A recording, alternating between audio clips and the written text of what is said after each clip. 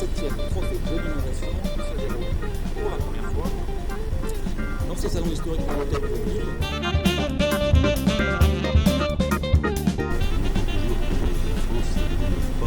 Et c'est avec des manifestations comme celle-ci que vous poussez les gens et que vous valorisez l'innovation. Donc je suis persuadé que les lauréats qui seront désignés ce soir seront de grande qualité et que ce coup de pouce que vous leur donnez, qui est tout à fait subsidiaire de nous leur seront utiles. C'était tous les deux un échantillon représentatif des entreprises économiques. Il y a plus d'un salarié dans le secteur de l'industrie et des services. Alors, premier constat, et c'est une bonne nouvelle, des entreprises, 85% environ, déclarent innover dans au moins un domaine depuis ces 3 dernières années. L'innovation, certains en parlent, d'autres la mettent en œuvre, comme nos lauréats de ce soir, et d'autres en font leur vie, comme l'invité surprise qui va dialoguer avec nous dans quelques minutes. Bonjour Jean-Louis Etienne. Jean-Louis Etienne, c'est donc reparti pour de nouvelles aventures, comme on dit, et cette fois c'est direction Pôle Sud, où vous voulez étudier un courant marin, le circumpolaire antarctique.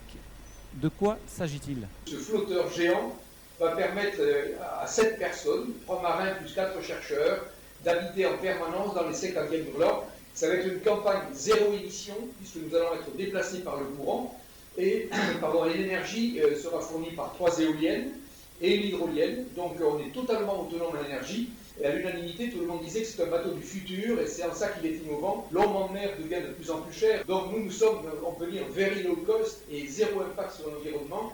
Et cette plateforme va être un vaisseau du futur au sens où ça va permettre de lancer des robots, des sous-marins, ce qu'on appelle des drones ou des gliders. Bon, à partir de cette plateforme, en fait, on va faire une exploration beaucoup plus large de l'océan, à un coût très très bas, si vous voulez, puisque 3 marins, un équipage de 3, c'est dérisoire par rapport à un équipage de 25. Donc en ce sens, le Polar Pod est très innovant.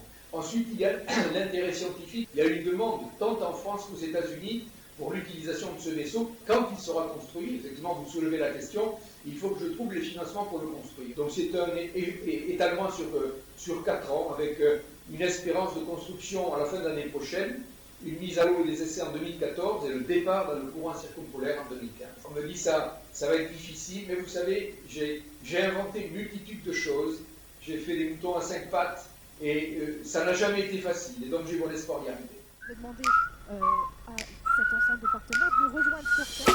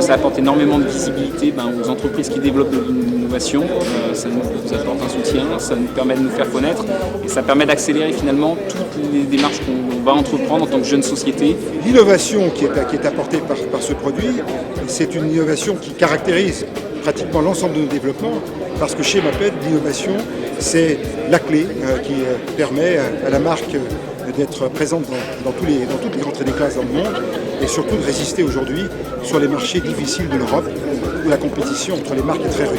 Tout ce qui permet aujourd'hui à assurer une différenciation de nos produits par rapport à la concurrence et c'est ce qui nous donne toujours plus de force sur le terrain international. Nous intervenons aujourd'hui auprès des trophées de l'innovation.